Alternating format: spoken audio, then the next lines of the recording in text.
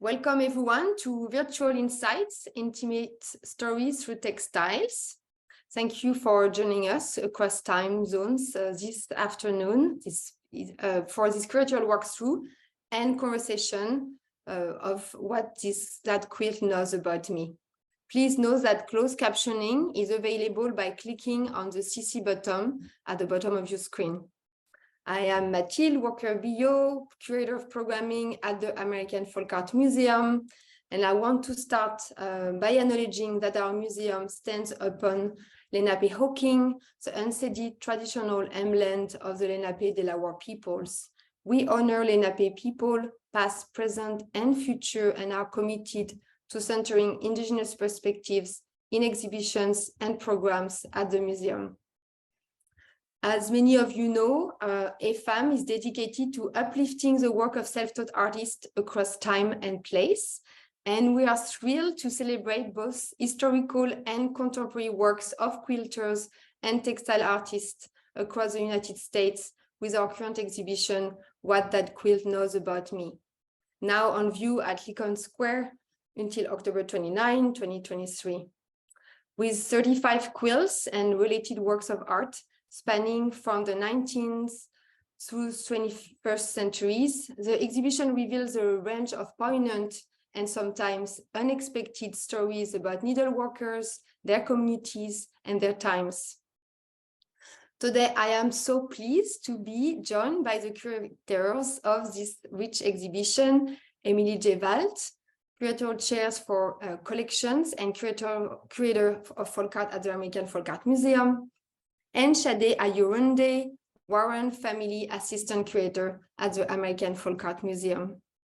So this curatorial walkthrough and conversation will be followed by a short Q&A, and we invite you to use the Q&A feature at the bottom of your screen to share some questions throughout the talk. And I will also using this chat room to share more details about the speakers.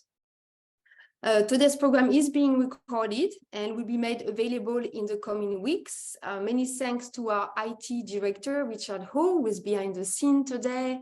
And also, we are grateful for opportunity like this to connect online, and which will not be possible without you.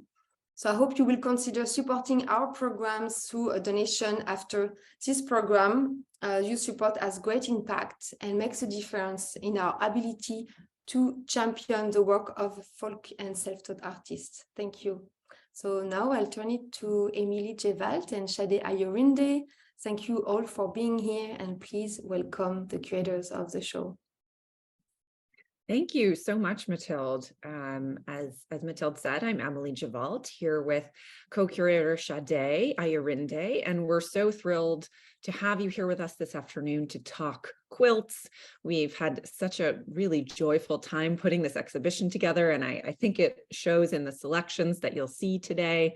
I want to also encourage everyone, if you can make it into the exhibition, it's really worth seeing these objects in person, as well as experiencing them virtually.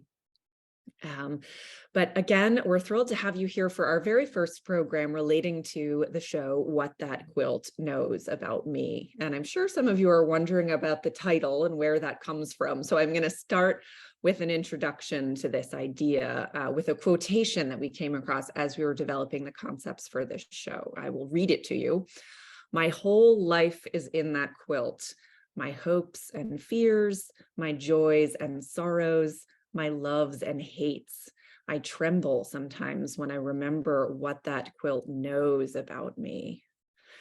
Now, I don't know about you, but Sadé and I really just got a tingle down our spines when we discovered this. It's an anonymous quotation from an elder needleworker, which really conjures for us the seemingly magical quality of quilts as objects. These are textiles that were ostensibly made simply to protect the body, but they also comfort the mind. They can transform something old into something new. And in addition to all of these rather profound purposes, they somehow still manage to do something else. There are these objects that carry kind of an ineffable quality about them. I think part of that is the way in which a quilter or a group of quilters really exists with the quilt as it's unfolding and coming into being. So pouring work into this object day after day and sometimes year after year, the maker of a quilt sees her project grow in concert with her own changing life, and the textile becomes imbued with this kind of energy of passing events, and really vested with meaning. These are also objects that are often associated with milestones such as marriages or births, and they tend to carry that weight with them. And they're often handed down in families. So they take on the role of an intergenerational history keeper, carrying stories from one generation to the next. This idea, my whole life is in that quilt, is something that we really wanted to reflect on with the exhibition and its interpretation. So you'll find in the way that we talk about these objects, we're presenting them as collections of intimate stories, both deeply personal, but also in some cases political and global in nature. But the idea that these are objects that have a kind of capacity for knowing, for containing information or narratives about human experience, was a really powerful idea for us that expands the scope of the textile beyond its individual maker or makers, and explores how materials can gather and retain and pass down histories. So unlike a lot of quilt shows, you will see that this exhibition is not organized by time period or by style or technique.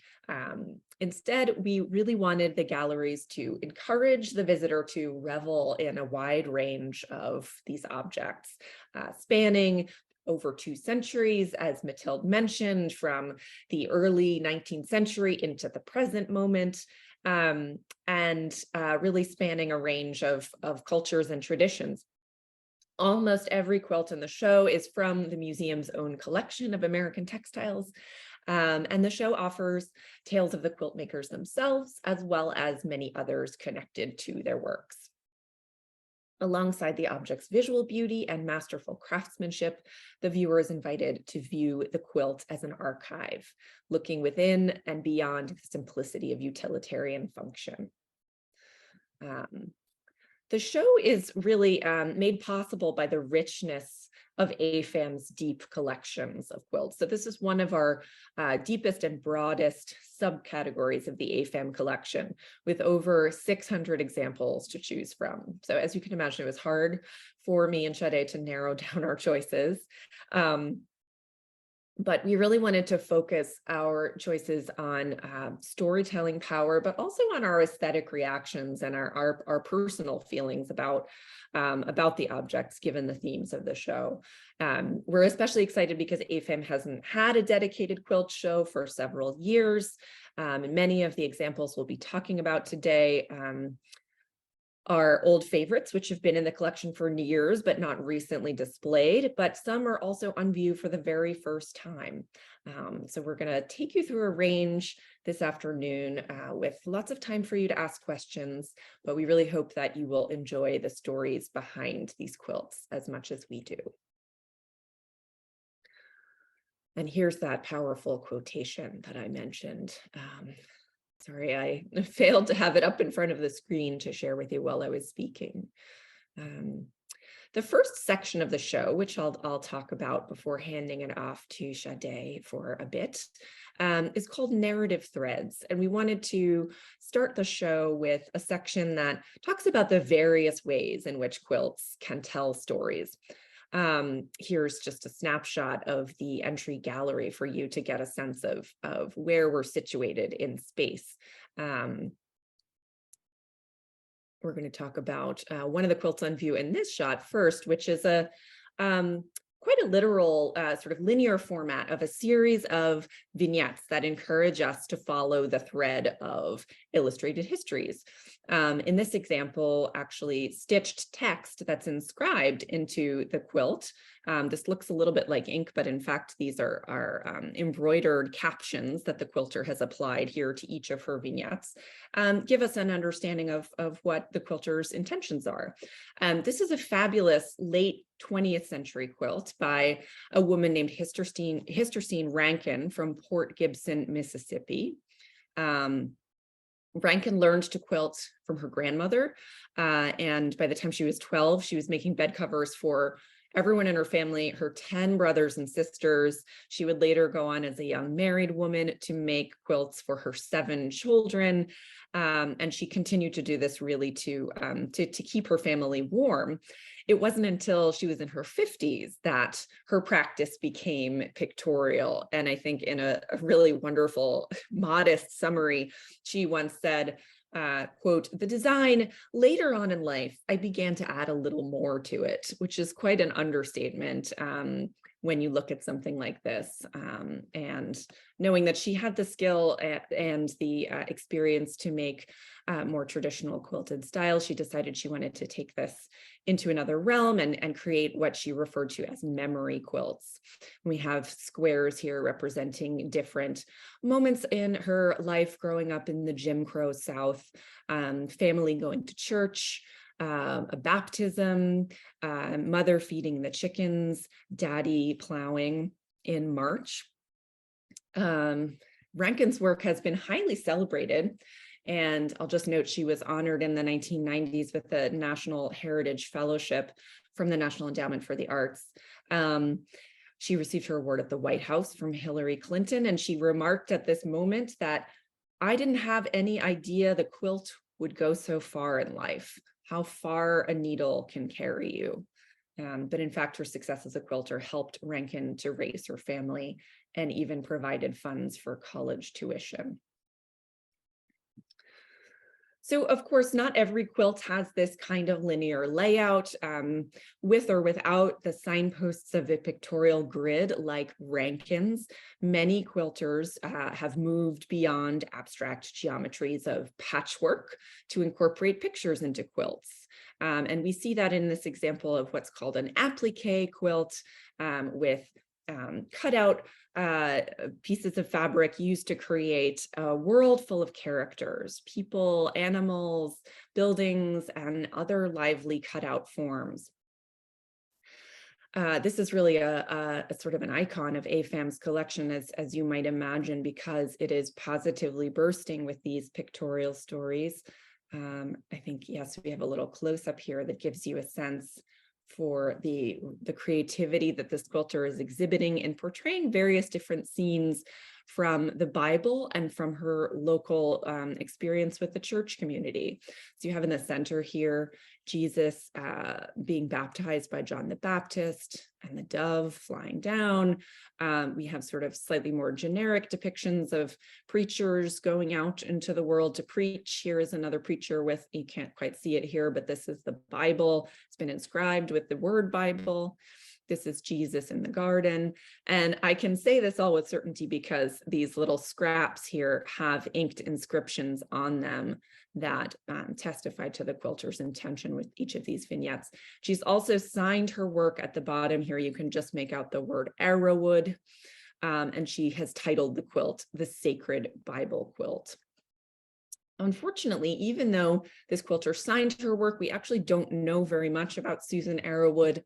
This quilt was found in Westchester, Pennsylvania, and sometimes the location of a quilt, of where a quilt is found, will help us to identify, the community or the family that a quilt was made in. That was not the case with this quilt.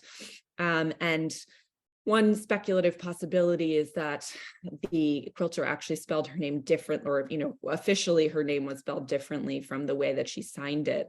A number of these inscriptions have some creative spellings to them, and she may have been spelling her own name phonetically. With Susan Arrowwood, could be something like Susan Harwood. There are mysteries to contend with the history of so many quilts, but we can certainly say that Susan Arrowwood made a name for herself with this incredible object, whether we've yet been able to identify her or not. Another icon of the AFAM collection is this quilt known as the Bird of Paradise quilt, which some of you may recognize from the cover of an iconic folk art exhibition catalog, The Flowering of American Folk Art. I especially love this quilt because of the mystery that it contains. I think you can see the upper right squares contain the depiction of a woman. When you look at the templates, which we're very lucky to have, that were used to cut out the shapes to make this quilt, you find the woman, and then you see she's standing holding hands with a gentleman.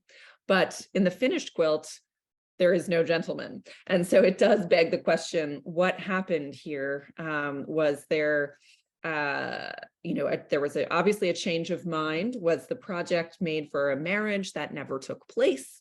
Perhaps speculatively knowing the dates of this quilt around the time of the Civil War, perhaps the groom met an untimely end during the course of the war.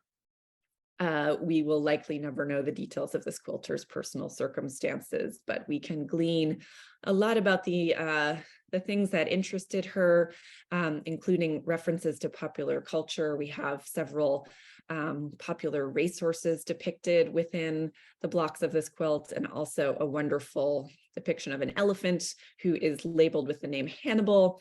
Hannibal was a well-known circus elephant who was performing in New York City and the Hudson River Valley at the time. So he would have been known to the quilter through this. The quilt is known to have been made in the vicinity of Albany, New York. Certain quilts were designed expressly to tell the story of a community, like this fundraising quilt, which has individual blocks in the shape of spools of thread, which feature individual names. So there are a lot of names on this quilt. And everyone whose name is inscribed would have contributed to the quilt in some way, perhaps paying a dime or a nickel to have their name memorialized here. These were especially popular quilt types in the early 20th century when fundraising, quilts became fundraising vectors. So you might have a quilt like this offered for raffle, and the community would pay for its making, allowing the community to really reap the profits. In this case, this quilt was made to raise money for a church building, which is why it's called the McKinley Community Church Signature Quilt. I just love the graphic appeal of this particular object. With this fabulous pink set against a black background. The simplicity of it was in keeping with trends in quilting at this time, when we had a much more kind of elaborate quilt aesthetic during the end of the Victorian era, where some of you may know crazy quilts were all the rage, with lots of different colors and fabrics and all kinds of things happening in the design. This really echoes a kind of the clean-lined modernist aesthetic that was taking over at this period, known often as the quilt revival period, with the same block repeated over and over with the same colors. But of course, this simplicity would also have allowed the quilt to be made cheaply and, as I mentioned, reap more profits.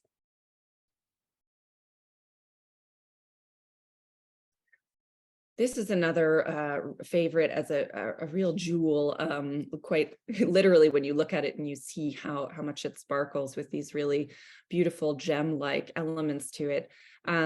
Many quilts were made for special occasions like marriages, as I mentioned previously. And this particular example was believed to be produced over a period of about 20 years, but was eventually given as a marriage gift. The first stitch may have been laid shortly after an infant was left upon the doorstep of the quilter, who was a German immigrant tailor living in upstate New York. This little foundling girl was adopted and raised by the quilter and his wife, and the quilt would become a gift on the occasion of her wedding. And I think you can see with the design of this quilt, maybe an evocation of the idea of two becoming one, when we have this very symmetrical mirror quality to the layout of the quilt. And here's just a wonderful detail which shows some of the motifs. And you can see the silk fabrics are the kinds of fabrics that would have been used to make linings of clothing and neckties and things like that. So fabrics that a tailor would have had at the ready as remnants. I'm going to hand it over to Sadé to talk about the next couple of quilts that we have. Thank you. So far, we've really been talking mostly about highly personal quilt narratives, but we also have some quilts in the show that tell well-known stories. For example, this Noah's Ark quilt and also a Greek mythology quilt. So I'll talk about those two first. So this quilt really exemplifies how familiar themes can be personalized to showcase a quilter's individuality. This Noah's Ark theme became really popular for quilters in the late 19th century. And many of them sort of explored different conventions for the portrayal of this biblical story. Typically, the Victorian variations on the subject would have the ark at the top and then have sort of a procession of animals that would go around the quilt. This pattern is a little bit different, as you can see, because the animal couples are lined up in rows all the way across. Also, as opposed to just showing Noah himself, which was typical, this quilter has decided to show Noah's entire family. There's also some really interesting little sort of creative personal touches that emerge on the quilt surface with the applique figures. So many of the animals have raised surfaces. I think we have a close-up of this, which really enlivens them with this three-dimensional quality. There's a pair of sheep that are made of wool.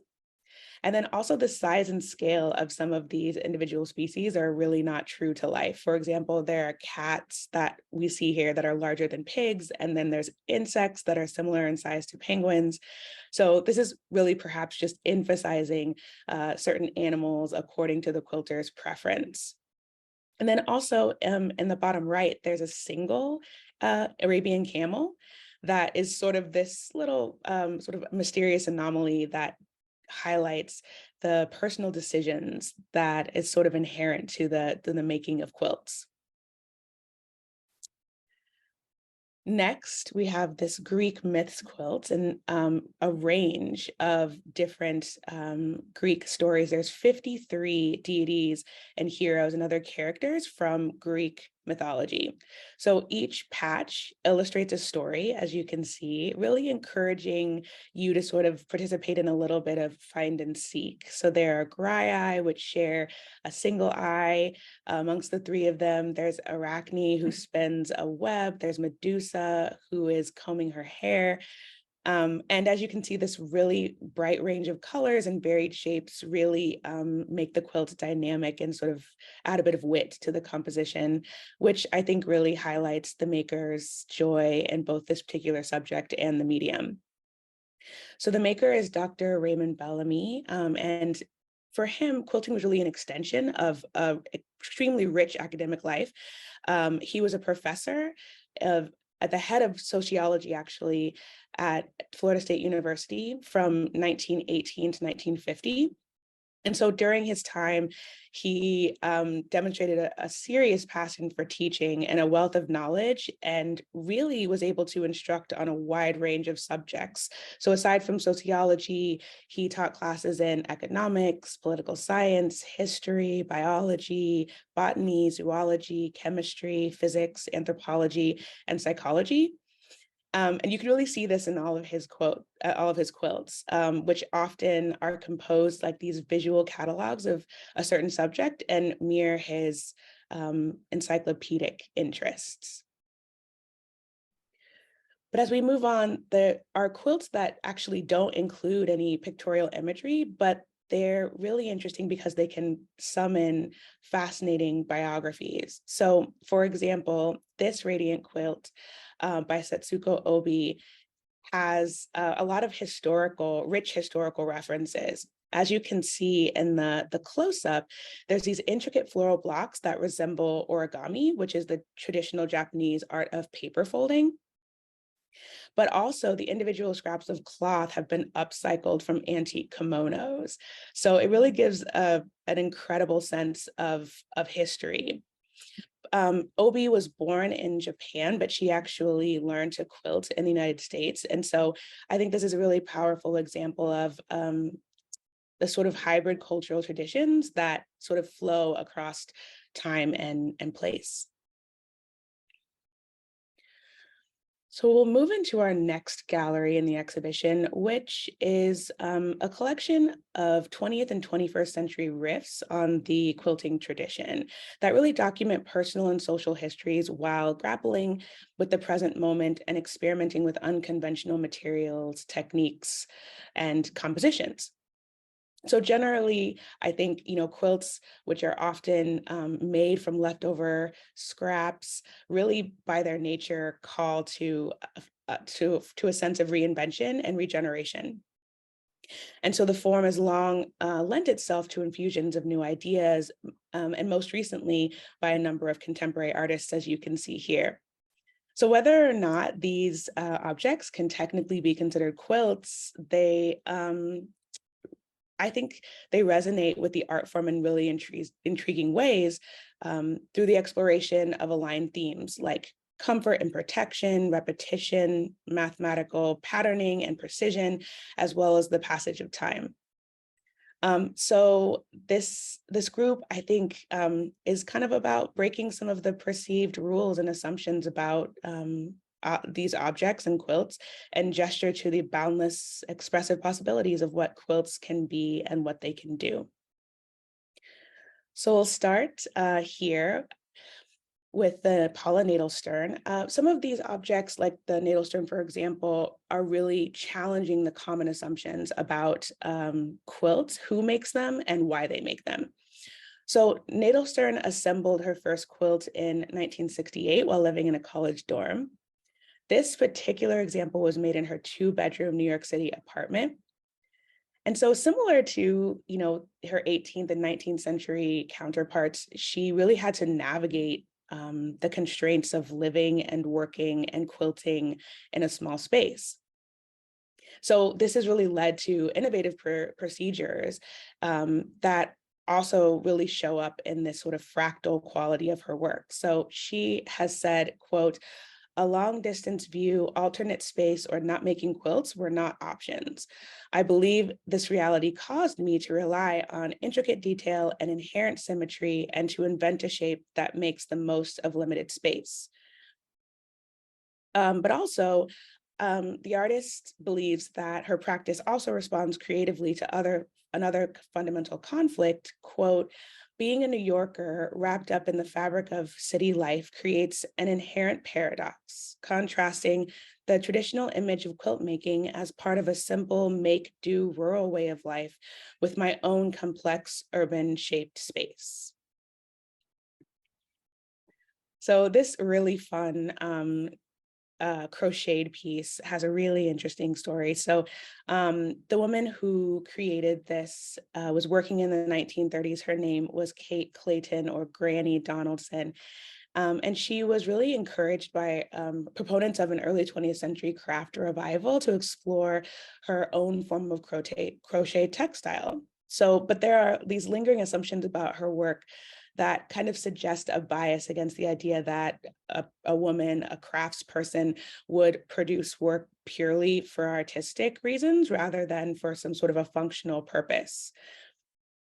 So Donaldson was reported saying to an interviewer later on in her life, quote, "You'll hear all kinds of stories about how I got started making what they come to call cow blankets.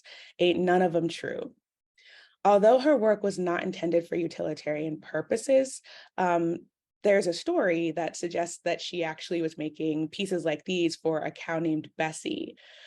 And in response to that particular idea of dressing up farm animals, she said, quote, "Even if I had a cow, wasn't nothing to my mind that called for fitting a blanket to her, especially one all crocheted with flowers and animals. Folks would have thought I was plumb crazy." So here we have the textile that's in the show, and then also this really wonderful photo of her at work. And you can see some of her animal pieces being laid out. So there are other quilt-like objects in the show that document personal histories and social concerns in the present moment by experimenting with unconventional materials and techniques.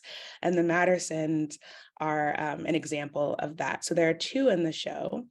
And interestingly, Matterson began creating these really intricate miniature embroideries while serving 7 years in prison. He was inspired thinking about his grandmother and the work that she did as a seamstress or with her sewing. And then he unraveled colored threads from various pairs of socks to create these works. Initially, when he first started, he was making sports patches for the other inmates, and he would exchange the patches for coffee and cigarettes.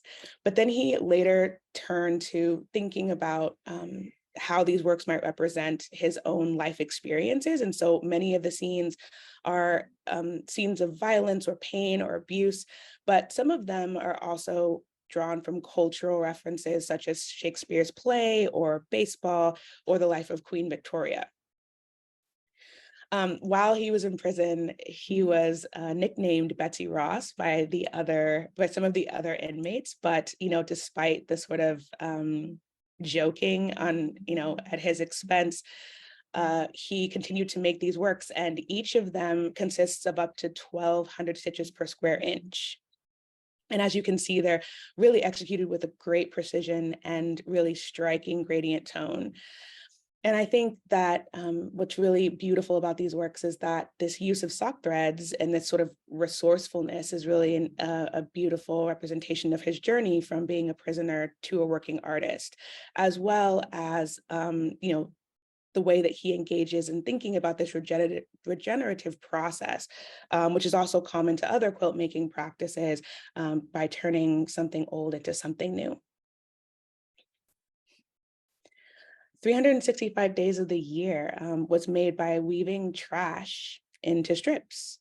So Faulkner created this sort of quilt-like composition by collecting pieces of trash on a daily basis as sort of a daily record of her activities throughout the course of the year. So really highlighting, various meals or outings that she would go on, holidays or correspondence.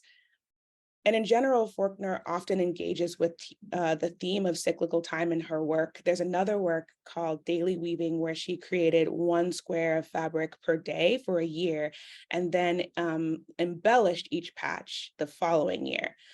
And when she spoke about it, she said, quote, "It became like life. What you do in the past is covered up by, but also influences what you do next."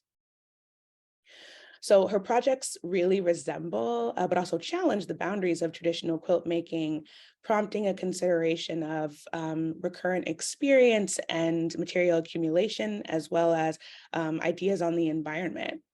In general, she considers her work to be an activity of problem solving, she says, making use of found objects in new ways. And then lastly, in this section, we have Mary Lou Williams, jazz pianist by Dinga McCannon. McCannon was born and raised in Harlem, and so was constantly surrounded by Black music and visual art in her youth. And so this textile, a tribute to Mary Lou Williams, really puts forth that story of her experiences in this vibrant and culturally rich neighborhood. And to do that, she catalogs, visually catalogs, as you can see, various jazz forms within the format. Here, she mentioned jazz and ragtime and blues and boogie woogie. The artist says that she likes to work intuitively, using a combination of paint and photographs, as you can see here, found objects and various fibers, and that she uses all of these to really tell women's stories. And like many of the needleworkers that we've discussed already, she did learn to quilt from the women in her family. Her mother and grandmother tutored her in the art of quilt making, but nonetheless, her practice represents this really vibrant fusion of traditional styles and then sort of new mixed media techniques and forms. So many important jazz musicians played and worked in Harlem, and Mary Lou Williams was one of them. And she was known in her heyday in the as the greatest women jazz pianist in the world. And so she was writing music, but also spending time with some of the most celebrated musicians of the first half of the 20th century, such as Duke Ellington and Benny Goodman and Thelonious Monk. So the pianist's portrait you can see here at the bottom right is really set off by these strips of fabric that resemble piano keys, which I think really captures the vibrancy of Williams' music and her contribution to the legacy of jazz.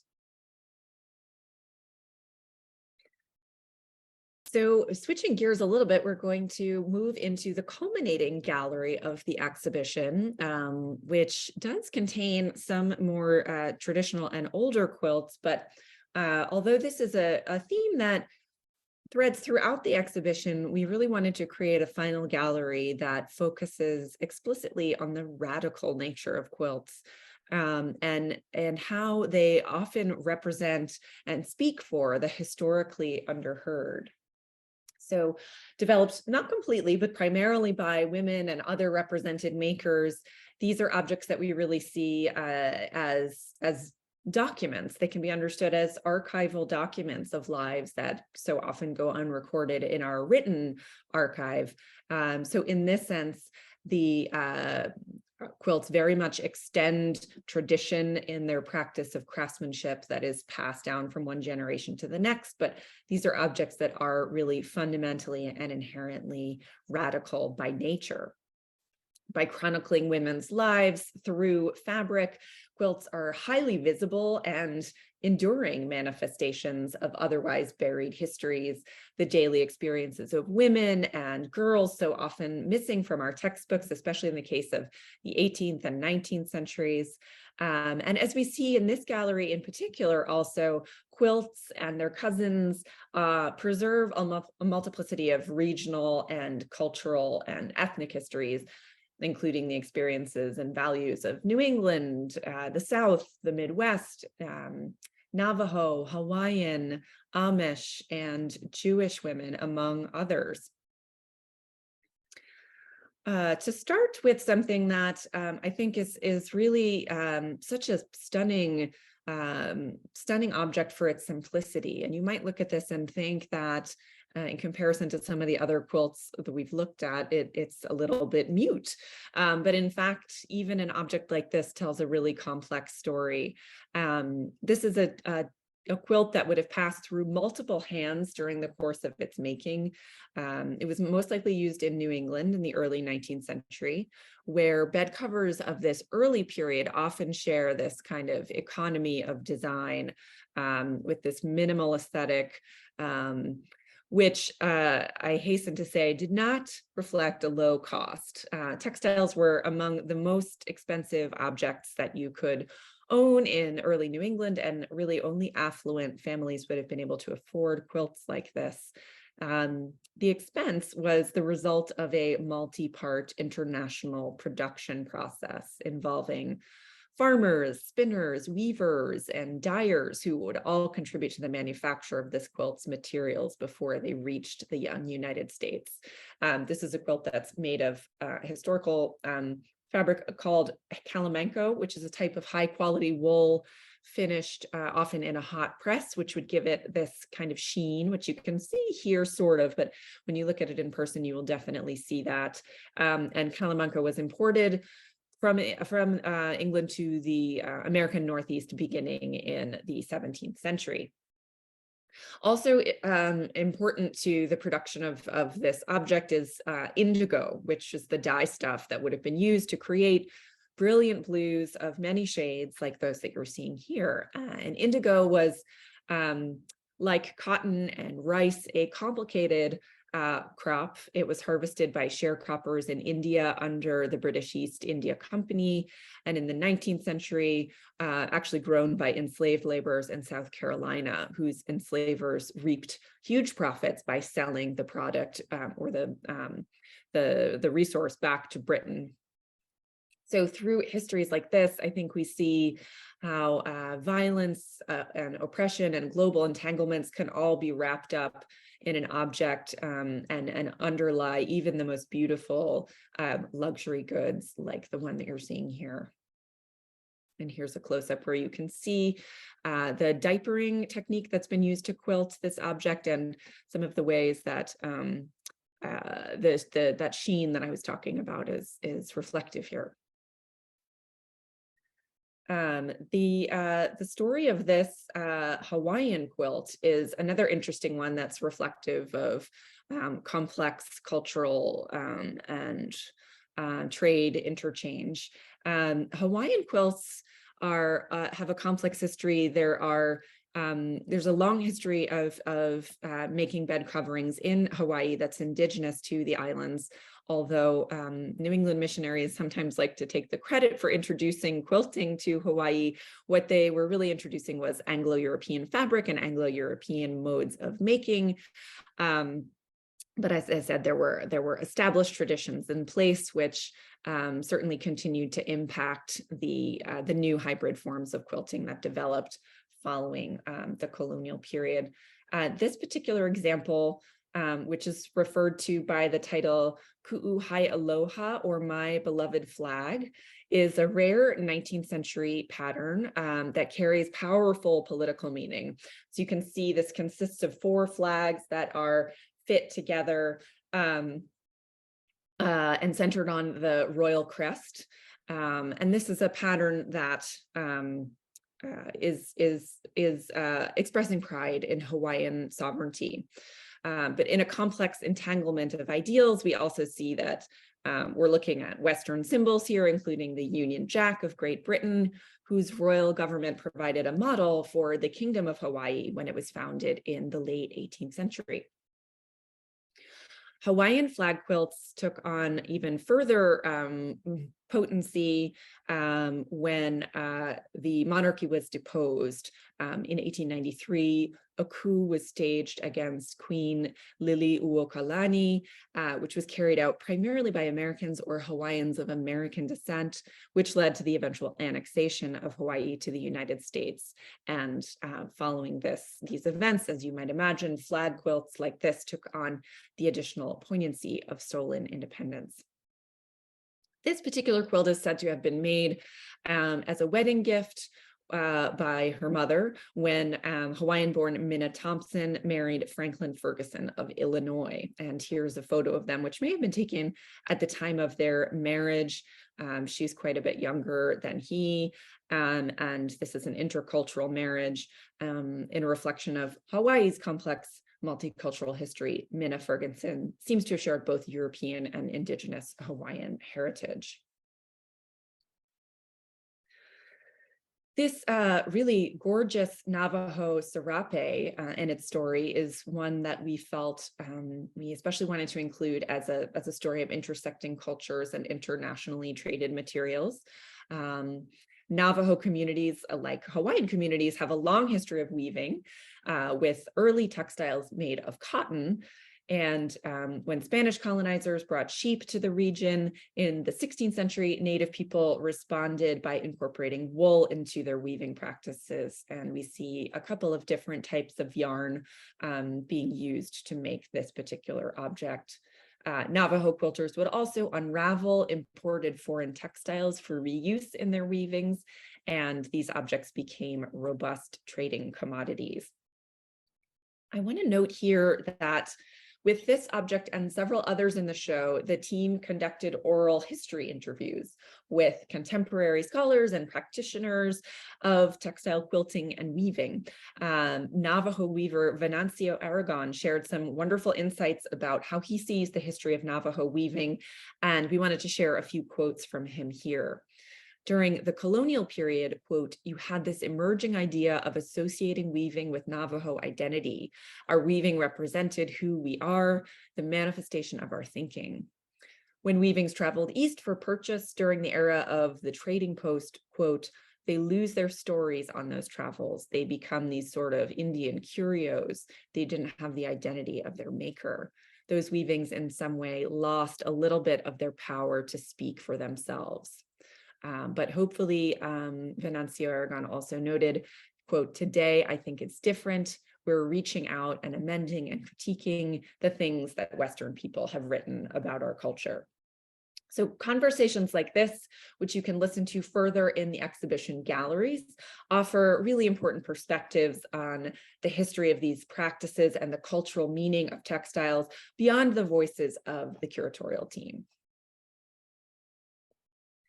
This is really one of my favorite objects in the show and in even AFAM's collection. And I really do encourage you to, if you can, take a look at this object in person because it has this monumental impact when you can see the detail, the level of detail, especially to the background with this neutral colored trapunto, which I'll talk a bit more about. Looking at this quilt, we might assume, if we had no other information, that this was the project of a wealthy white planter's wife in Kentucky, where the quilt was found. But in fact, enslaved women in the household made the work. And we know this thanks to a note that was carried down, pinned to the back of the quilt, chronicling its history. The note doesn't name the quilters, but because of what we know about the household, we're able to identify the makers very likely as Ellen Morton Littlejohn and her sister Margaret. We don't know very much about the experiences of these two women, but family histories recall Ellen Littlejohn as a seamstress and her sister Margaret Morton as a cook. We also know of their mother Eve, who cared for the white Morton children in the household. And together, these three women lived alongside at least 13 other enslaved members of the household at the Kentucky plantation known as the Knob. There's actually another example of a quilt by these same hands preserved at the Metropolitan Museum of Art. And both textiles share this really high level of craftsmanship and this especially beautiful botanical trapunto, which is a technique of stuffing design elements from the back to give them texture and three-dimensional quality, which you can see here in these motifs worked into the neutral colored background. Really, really gorgeous, beautifully executed object. So as we can see, though, moving from the wig rose and swag quilts to this example, African-American quilters have embraced a number of different styles in their work. Many Black-made quilts, like this one that you see here, are distinctive for their asymmetry, bold colors, outsized designs, and improvisational approach. And some scholars think that these features are linked to earlier West African textile practices that might have been passed down through generations.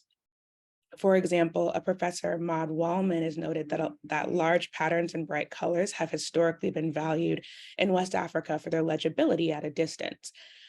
And so this arresting quality, which is found strikingly in this contemporary quilt by Alabama-born Idabel Bester, is really quite clear.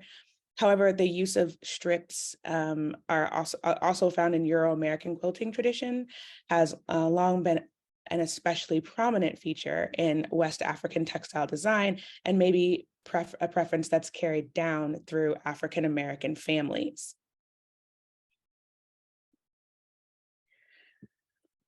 Although quilting, as we all know, is typically associated with the women's history, this soldier's quilt really provides an interesting example of men's participation in the traditionally feminized practice. So these are sometimes also called Crimean quilts because many of them were made during the mid-19th century war. Most were created by British soldiers who were fashioning the quilts to pass the time while their regiments were awaiting new and further orders. But wounded soldiers also worked on these quilts sometimes during their convalescence. Quilting was promoted by the military because they thought it was a better alternative to pastime other than drinking or gambling or other sort of more destructive vices. So often these were crafted, as you can kind of see here, from thick wool fabrics that were originally intended for military uniforms. And because of the toughness of the fabric, it required quite a bit of effort to make. It could take many months to complete a design. And like this one is actually a simpler design. Many of these quilts are even more complex in their composition. But The geometric forms that you see here are really quite typical and may reflect similar designs in woodworking, which alluded to an activity that was considered perhaps more masculine than quilting or sewing. Although some of the material used could have come from uniforms that were previously worn by soldiers, although this practice is likely less common than once thought. In 1872, soldier Joseph Rawson recorded a quilt incorporating, quote, more than a few pieces from poor fellows that fought hard for their country and fell in the struggle. But in addition to evoking memories of those lost lives, these soldiers' quilts really speak powerfully to the exercise of creativity, even under the circumstances of trauma, danger, and violence. This really beautiful, quite stunning Baltimore album quilt is next. And Baltimore album quilts are really known for this exceptional, colorful, playful design that you can see here. It's a regional tradition springing in part from the accessibility of a wide range of textiles imported into the city's port. At the height of their popularity in the mid-19th century, they were recognized for their use of this pictorial applique, or the free-form fabric cutouts that you can see that are applied to the larger background of the quilt. Each individual block then consists of sort of a vignette that highlights the creativity of the quilter or quilters, as some of these were made in groups, and it comes together then to form a whole album, which is where the quilt takes its name. Although many Baltimore quilts are associated with Christian communities, this particular example could possibly be linked to the Baltimore Hebrew congregation, who met in one of the oldest synagogues in the United States. And then one final example for today. Here, we really wanted to highlight a quilt that literally speaks. So here you can see that quilter Maria Cadman Hubbard worked textual inscriptions to speak for her experience with a series of words really to live by. Some of the sayings are religious in nature. Thy will be done, and be still and know that I am God are both drawn from the Bible's New Testament, but there are some other verses that are a bit more homegrown. Little acts of kindness, little words of love are phrases taken from a well-known text by a New England poet and educator, Julia Fletcher Kearney. However, Hubbard's project is not without a little bit of humor. There's a final block that encourages the reader that if you cannot be a golden pippin, don't turn crabapple. So through her textual quilt here, she's really managed to document a lot of her own morals and values and that of her household and her community, which really gives us a nice document of mid-19th century ideals. So as we can see with this example, as well as many of the other examples that we've looked at, there's so much that we can learn when we think about the stories that quilts contain, both about our past and our present. Thank you. Thank you so much, everyone. We'd love to open it up to questions now. I'll turn it over to Mathilde to help us address whatever questions have come to your mind as you've been listening. Yes, hi, and thank you so much, Sadé, and thank you, Emelie, for walking us through this incredible show. It was really wonderful to have you both. Before I turn to the audience, I would love for you both to talk a little bit more about the installation for those on the call who won't be able to make it to the museum, and so they have a better sense of how you worked in the gallery, and also maybe if you can talk about one specific wall or one specific installation or section of the exhibition that you think really speak to your curatorial framework, this idea that quilts contain stories about their makers.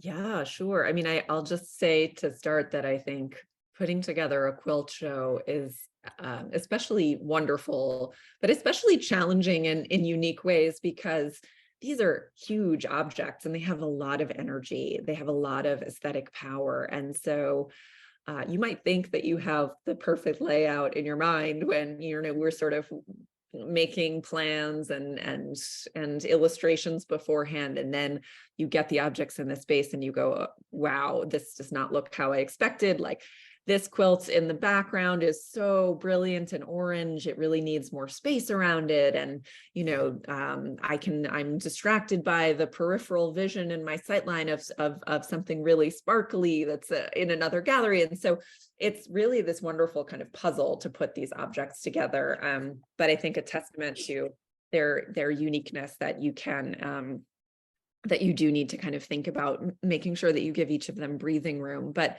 in terms of a particular wall or section that really speaks to the themes of the exhibition powerfully, I would select this gallery, this wall in particular, because I was just so stunned by how beautifully the aesthetics came together, even though these quilts are from totally different times and places. I mean, we have on the left here a quilt from the 1980s from the South, and then we have this New York mid-19th century quilt and a mid-19th century quilt from Kentucky, and then the soldiers quilts that Sadé was talking about. And yet they each hold their own and speak really powerfully for themselves at the same time as I think they create this wonderful moment for the visitor. Stepping into the space, these quilts are really it's kind of like a jewel box to be able to experience them. Sadé, do you have a particular wall that you want to talk about? Yeah, I mean, I feel like I'm gonna be super literal and have to go back to the wall with the Rankin work and the Greek myths quilt and the Noah's Ark quilt. I think that wall turned out really stunning, and I think it was really an example of one of those walls that Emelie and I kept returning to question whether or not there was too much going on or if it was just enough. And I think it turned out to be a rather brilliant sort of visual exploration of stories. I think it really just encapsulates what we're doing with the whole show by saying, you know, literally here is how artists are telling stories that we know, or stories that we might be able to relate to in terms of this idea of work and family and church. Even if you don't live in the South and clearly didn't live in the, you know, Jim Crow South, there's still elements of what Rankin is doing here that I think speak to a lot of people's lives. And then as well, each of these has the personal element. So even while Bellamy and the maker of the Noah's Ark quilts are doing stories that we may all be familiar with, they're each doing it in their own way, which I talked about, some of the individual sort of little details that the Noah's Ark quilter put in, and Bellamy, you know, doing these stories, but having little sort of like jokes and all of these like really interesting shapes and colors. I think it speaks really well to both personal and popular stories. These jokes are amazing. So if you're able to go in and just stand in front of this quilt for 15 minutes, maybe you can examine all of them, but it's really fun. I've seen a lot of I think this is great to also invite us to look through like these details and the humor behind the making of these objects. And that's your comments lead me very nicely to a second question about the and something that you said, Emelie, in the beginning of your presentation, the fact that you, unlike many quilt shows, you didn't organize the exhibition by technique or by culture or period, but really look at all these quilts through like across time and space. And I would love for you both to tell us what this cross-generational, cross-geographical framework brings to the force, and also how it changed our understanding of those objects. Yeah, I mean, I think that so folk art historically as a collecting field has this impetus in it to sort of explode ideas about the canon, right? That's kind of the reason that this became a special interest in the 20s and the 30s, when people were trying to kind of expand definitions of art more broadly. And there was this interest then in bringing in more kinds of material that hadn't been considered as art with a capital A before. And so I think part of it is, for me, like wanting to upend those ideas that like we should be looking at art in a particular way, and that way is to look at everything in a linear fashion and to follow, like to really understand something, we have to see like everything in order. And I just think there's a very different but really important and valuable experience you can have by stepping into a space like this with objects from across time and place, and appreciating the universality of some components of personal experience, in seeing the commonalities, but also seeing, how quilters were able to make their own individual mark, even working within a community practice. So that's sort of how I would answer that question. I also just think our quilts collection is especially is unique amongst AFAM's collections, because typically I only handle works that are 200 years old. I don't usually work with very much 20th century material or any 21st century material unless it's quilts. And so Sadé and I are in this lucky position of getting to work with objects that just by nature of how they've been collected by the museum historically encompass this broad range. And that's really fun.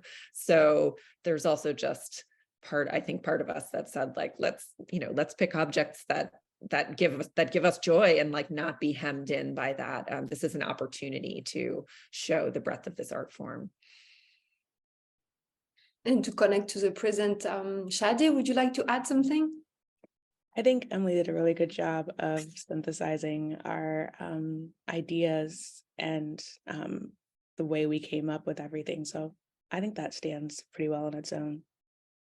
So we have a question from the audience. A lot of them are also really specific about the objects you showed, so I'll share them with you. We have a question about the piece by Kate Clayton Donaldson. So Diane was asking if that was a crocheted piece or it was just how the animals were added to the quilt, like the technique of attachment of these different animals pieces. That's a great question. I'm not sure that I have that I've looked at this object closely enough to confirm that, but I think that these are the individual crocheted pieces that she made and that you can see in the photograph. Sorry, this photograph's a little blurry, but she's sort of lining them up here. And this is a different object, but you can see she's lining up the crocheted pieces and planning them all out before she affixes them. I suspect she did it with needle and thread onto this woven fabric background.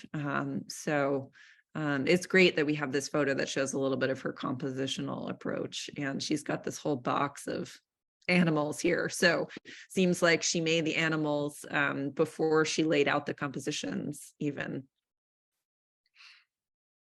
Yeah, it's great to see archives of the process. And so we also, from the same person, Diane, she was asking what is glazed wool? You mentioned that term when you were talking about the Kalamenko quilt. Yes, so glazed wool is it's another way of describing this historical term, Kalamenko, which is what, because it's been pressed in a hot press, the wool takes on this kind of glazed quality to it, which gives it a kind of a more of a formality and a particular aesthetic beauty. It was a common practice to finish wool in that way in the 18th century. And I see, Diane, that another question, are these quilts handmade and not machine sewn? Yes. That's a good question, because I think there's often an assumption that everything is made by hand. The sewing machine was a 19th century invention, so I think quilters did take advantage of it. There's a range of use of I think one could argue that these two terms are actually not oppositional, that you can have a handmade quilt that's also machine sewn if it's, you know, made at home by one person or a group of people. That was just one tool that was at their disposal. Many of these quilts are completely hand stitched, but you kind of have to get in very closely and look at them each individually to know, you know, some quilts use both techniques in the same quilt. You might see some elements that are machine sewn and some that are hand stitched. And the soldier quilt, what size will those squares be? It's another question. The like these squares, or like the tiny little, I don't know. The ones So, are like this big. And so the quilt itself is quite large. It's 85.5 inches tall. So it sort of takes on a life of its own when you look at it from a distance versus when you look at it up close. And these would have been really hard to work, as Sadé mentioned. Like, I think there's another component of that that's like, oh, this is appropriate for male, you know, quilters, because they would have had to really like use some elbow grease to work through this stiff material. And someone is asking, what is the largest and smallest quilt? Whoa. You can, if you have this measurement in your head. No, Sadé, what are you? I mean, I'm guessing that the Quilt, but the Garges quilt and the album quilt might be, yes, at least two of the largest, if not the largest. This one is probably the largest. This incredible quilt at the end of the culminating gallery. And then, you know, you'll notice we don't, not all of these objects are technically quilts. We have, you know, for those of you who may not be familiar, definitionally a quilt is 3 layers. So we have the back, the batting in the middle, so the stuffing, and then the front, and then they all get locked together by the process of quilting, which the actual quilting is that that needle and that thread work that actually unites those 3 layers. There are numerous objects in the show which are technically not quilts. They are quilt tops, which is to say, someone made the decorative top layer of the quilt, but never, for whatever reason, made the back or added batting and sewed them together. So you can see there's actually no quilting on the surface of this. It's just the applique, but it doesn't have that additional layer of thread work that you might see in something like this, where you can see this is the quilting, these this stitching that you see throughout. And there are also other objects that are just, you know, we wanted to explore and expand the boundaries of this mode of working, but something like the Matterson embroidery is not a quilt, although it borrows from traditional methods adjacent to quilting. I guess this would probably be the smallest work in the show. The crocheted piece is also on the smaller side. Right. I think the Rankin would probably be the smallest actual quilt in the show. Yeah. I think so. This family quilt. There's also a practice of making what is sometimes referred to as crib quilts or child quilts that are often about this size. So this is 40 by 62 or even smaller, that you know, that people made for their children, but also for dolls. We didn't select any of those for the show, but we do have a number of those in the collection. And in the show also, you selected, as you showed us today, many quilt or object like quilts, and kind of pushing, as you said, pushing the notion of the quilting tradition and the definition of it. And talking about this idea and this gallery, but you know, that revisit traditions. There's someone who's asking if you could look a little bit at the Dillard's plastic bag quilt. Oh, yes. I'm sorry. I don't think we have a great photograph of that, but you can see this work in the back here, and it is made of plastic bags. This is a really interesting object that obviously is unique in its materials, which is true for a lot of the objects in this gallery. It was made by a self-taught artist named Jessie Donahue, who was born Oh, I hope I'm not going to get these details wrong, but I believe he was both deaf and blind, and he constructed what he referred to as shelters out of plastic bags that often were used to help him navigate his home and the outdoor space around his home. So using materials at hand to help him navigate space, which That's I think right. is really, yeah. Yeah, that's right. And there you can't see, but the bags are tied together with like black pieces of yarn. Yes, so a similar method that we see in this quilt, which is a tied quilt, rather than having those stitches of thread quilting that we've seen in other examples, these little puff balls of pink are ties that unite all three layers of the quilt. I'll just, while we're talking about the Jessie Donahue quilt, I'll just point out this other quilt that we didn't talk about, which is very unusual. This is the artist standing right here in front of it, Trinell Levinson.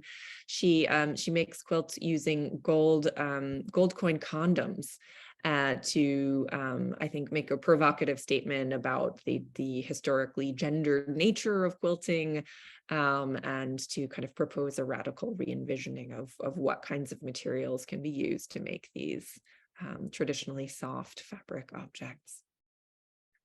Speaking also about the humor of the quilters. All right, I think we're going to end here, but thank you, both of you, for this fantastic walkthrough.